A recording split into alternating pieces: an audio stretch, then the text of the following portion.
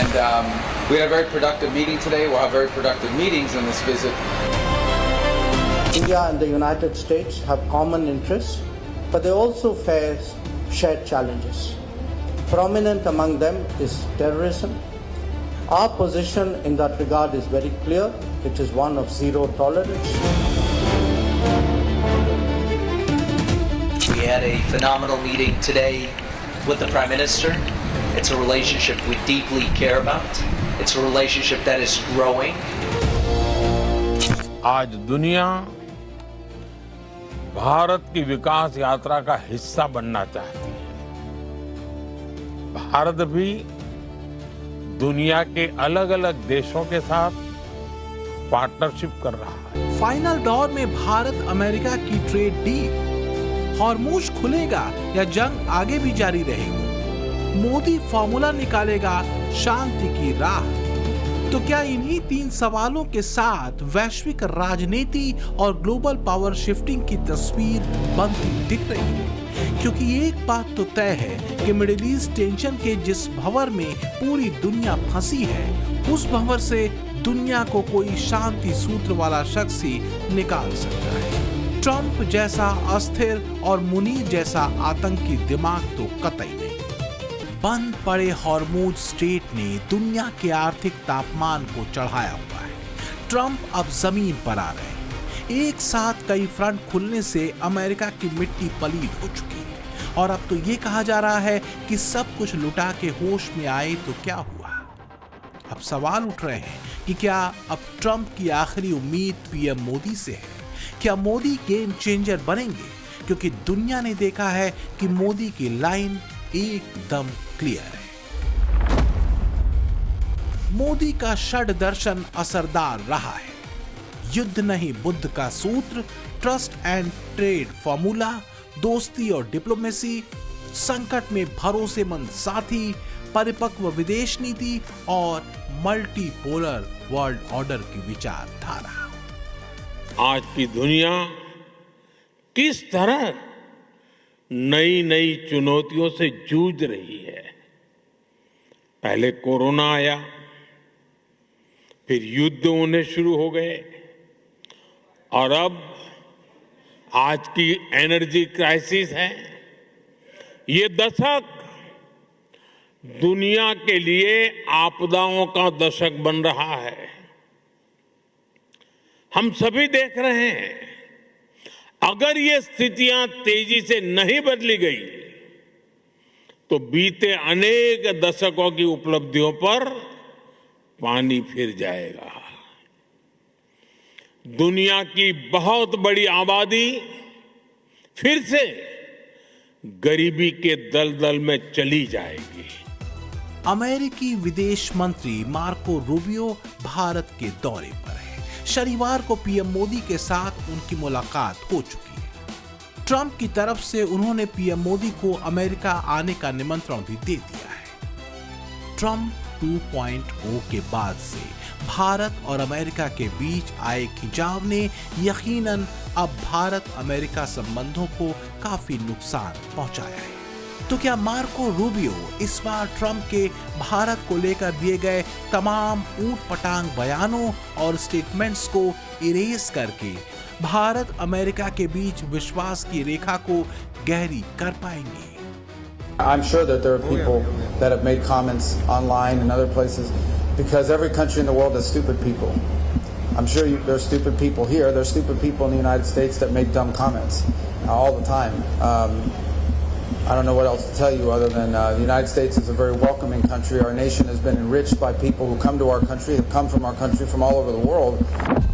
हालांकि भारत अमेरिका के विदेश मंत्रियों के संयुक्त प्रेस कॉन्फ्रेंस में रूबियो से अमेरिका में भारतीयों के खिलाफ की गई नस्लवादी टिप्पणियों पर सवाल पूछा गया था। रूबियो उसका जवाब दे रहे थे, लेकिन सोशल मीडिया पर कुछ लोगों ने डोनाल्ड ट्रंप की इस पोस्ट से भी इस बयान को जोड़ा जिसमें ट्रंप ने भारत को हेल होल कहा था। बहरहाल अमेरिकी विदेश मंत्री मार्को रूबियो और भारतीय विदेश मंत्री डॉक्टर एस जयशंकर ने संयुक्त प्रेस कॉन्फ्रेंस में बातचीत के एजेंडे को क्लियर कर दिया। इस कूटनीतिक मुलाकात का मुख्य उद्देश्य भारत और अमेरिका के बीच बढ़ते व्यापक रक्षा, सुरक्षा, आर्थिक और ऊर्जा सहयोग की समीक्षा करना है। इसके साथ ही वैश्विक और क्षेत्रीय मुद्दों पर भी आपसी समझ को मजबूत करना है। We had a phenomenal meeting today with the Prime Minister. It's a relationship we deeply care about. It's a relationship that is growing, is a partnership that we are continuing to grow. We have our Quad meeting. Since I have arrived here a few months ago, we had settled our trade deal. India has joined Pax Silica. Investment is at record levels, and this partnership will continue to grow. And so we have some great things ahead.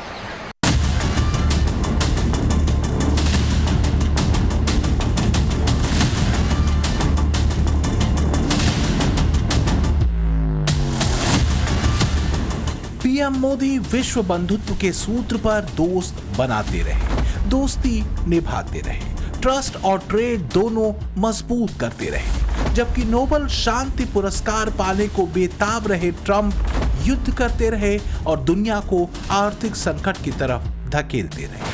हाल यह है कि आज Trump नीति ने पूरी दुनिया को एक अलार्मिंग आर्थिक संकट की तरफ मोड़ रखा है।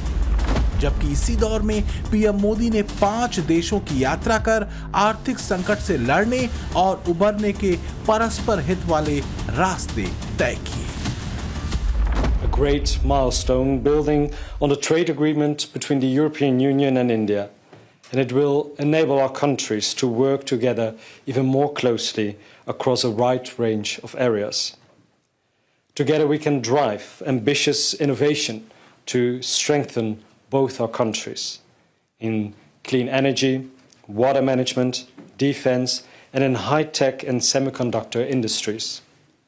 And some of these areas may be new to our bilateral relationship, but our cooperation itself is not. In our long shared history, we've learned that we have a great deal to offer each other. And it gives me great pleasure to highlight that message together with you as we launch this strategic partnership between India and the Netherlands.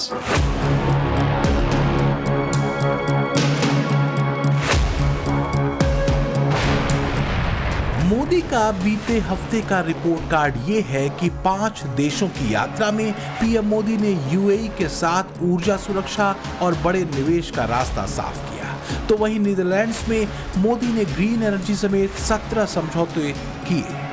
Sweden के साथ रणनीतिक साझेदारी को लेकर प्रतिबद्धता मजबूत हुई, तो वहीं पीएम मोदी को स्वीडन के सर्वोच्च सम्मान royal order of the polar star से भी सम्मानित किया गया। नॉर्वे में पीएम मोदी भारत नॉर्डिक शिखर सम्मेलन में शामिल हुए, तो वहीं इटली में आईमेक सहयोग के साथ ही कई डील्स हुई।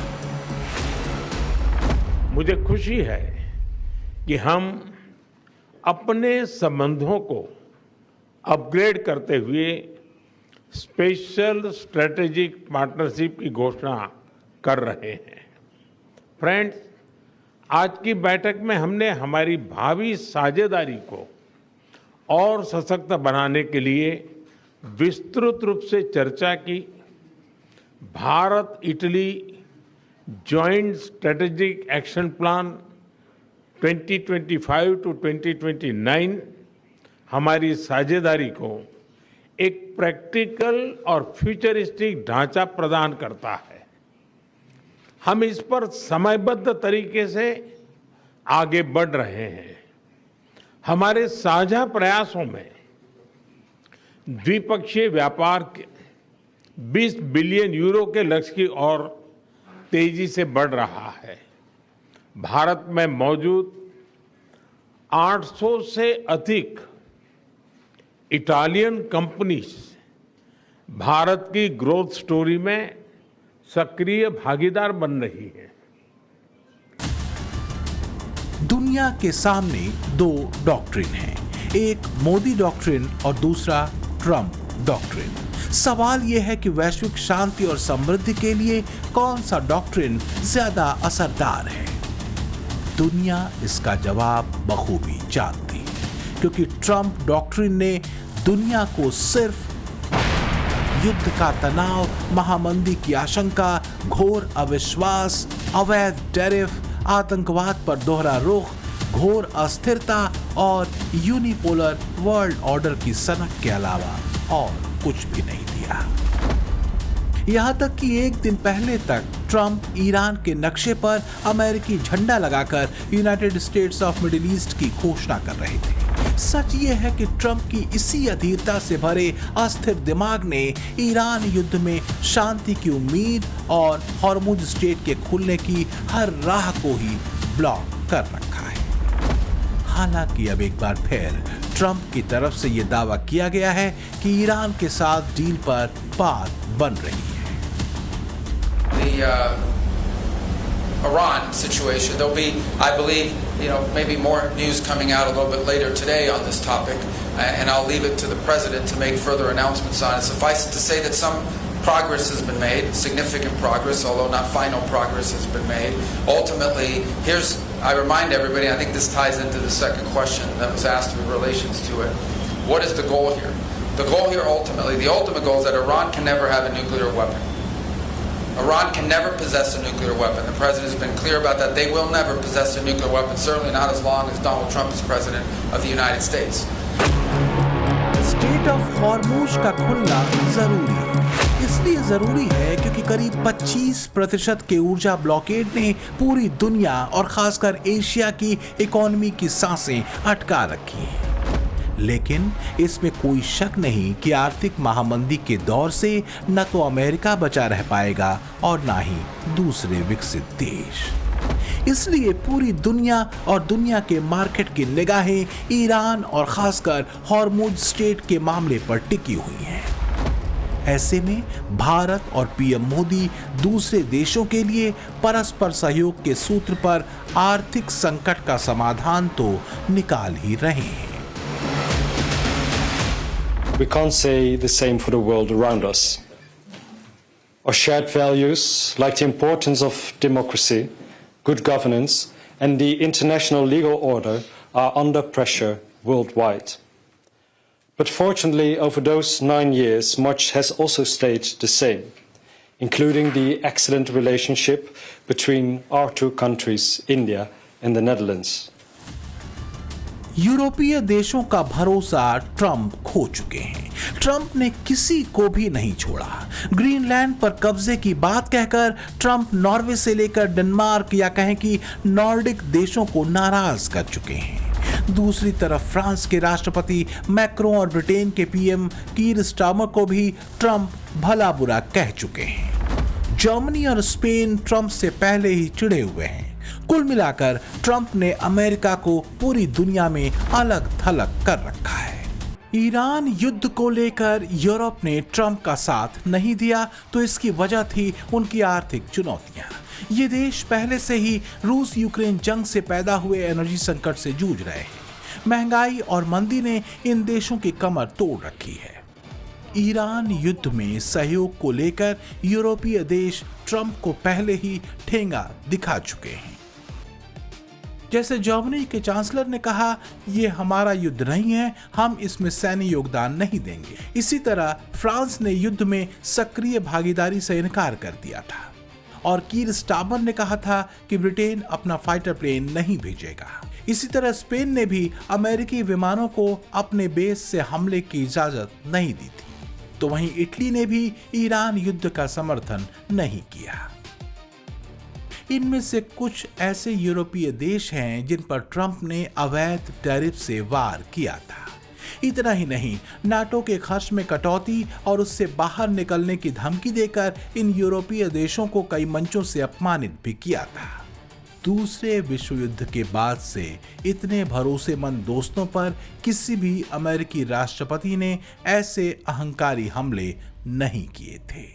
कल तक नेटो और यूरोपीय देशों को गाली दे रहे ट्रंप ने अचानक यूरोपीय देशों को लेकर एक यू टर्न ले लिया है। ट्रंप ने अचानक घोषणा कर दी कि अमेरिका पोलैंड में 5000 अतिरिक्त सैनिक भेजेगा, जबकि पिछले कुछ हफ्तों से उनकी सरकार ये कह रही थी कि यूरोप में सैनिकों की संख्या कम की जा रही है। यही वजह है कि अमेरिका के सहयोगी देश और खुद उसके अधिकारी भी इस फैसले को लेकर असमंजस की स्थिति में हैं। ट्रंप आज क्या है, अभी क्या है और अगले पल क्या होंगे, ये कहना मुश्किल है। ट्रंप के इसी अस्थिर दिमाग ने पूरी दुनिया में खलबली मचा रखी है और ट्रंप की इसी अस्थिरता में डूबे उनके ट्वीट और बयानों ने ईरान की जंग में शांति की कोई राह निकालने में सबसे बड़ा रोड़ा अटका रखा है। यूरोपीय संघ के साथ भारत के संबंधों में पिछले कुछ सालों में और मजबूती आई है, तो वहीं मोदी मिडिल ईस्ट के जारी तनाव और रूस यूक्रेन युद्ध को लेकर भी उनसे चर्चा करते रहे हैं। पिछले दिनों यूएई दौरे पर पीएम मोदी ने यूएई पर हुए हमलों की निंदा करते हुए उसके साथ खड़े रहने की प्रतिबद्धता दोहराई थी। यूएई के साथ भारत बड़े अहम समझौते कर चुका है। इसमें defence industry, maritime security, cyber defence, petroleum reserve, LNG supply को लेकर बड़े समझौते हुए हैं। इसके साथ ही यूएई भारत में $2 बिलियन का निवेश भी करेगा। हॉर्मुज स्ट्रेट ब्लॉकेज और ईरान युद्ध से बने ऊर्जा संकट में भारत यूएई के बीच समझौता दरअसल एनर्जी सिक्योरिटी के लिहाज से बहुत महत्वपूर्ण माना जा रहा है। बड़े समझौते का दूसरा पार्ट दिखा मोदी के यूरोपीय देशों की यात्रा के दौरान, जहां $40 बिलियन के निवेश के रास्ते खुले। नीदरलैंड्स के साथ गुजरात के कल्पासार प्रोजेक्ट पर समझौता हुआ। यूरोपीय यूनियन के साथ एफटीए पर भी फोकस बढ़ा।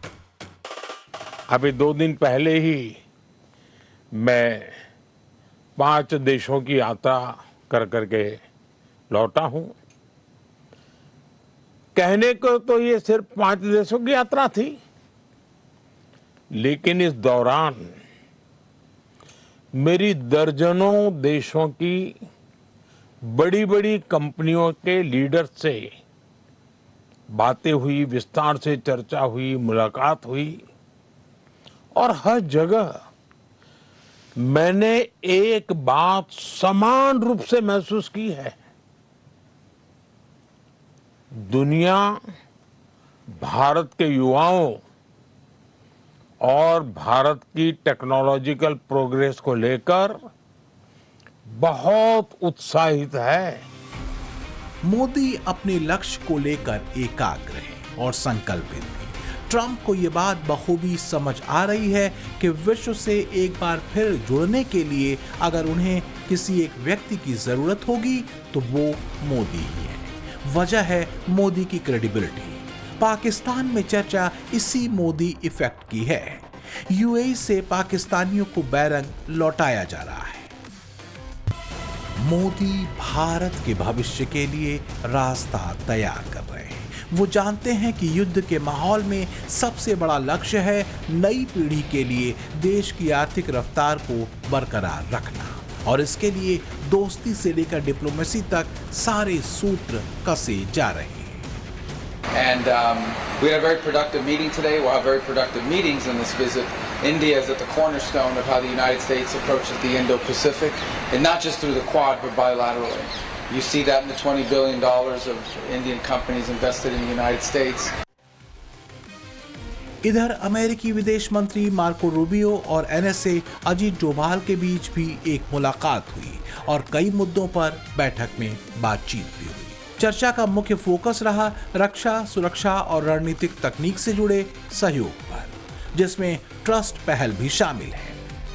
भारत अमेरिका ने व्यापक वैश्विक रणनीतिक साझेदारी को दी जा रही उच्च प्राथमिकता को दोहराया। इसके साथ ही क्षेत्रीय और वैश्विक मुद्दों पर भी चर्चा हुई। मार्को रूबियो के सामने एस जयशंकर ने आतंकवाद को लेकर भी भारत का रुख साफ कर दिया। वो ये कि भारत आतंकवाद के मुद्दे पर जीरो टॉलरेंस रखता है। जाहिर है इशारा पाकिस्तान और अमेरिका की दोस्ती की तरफ था। India and the United States have common interests, but they also face shared challenges. Prominent among them is terrorism. Our position in that regard is very clear. It is one of zero tolerance.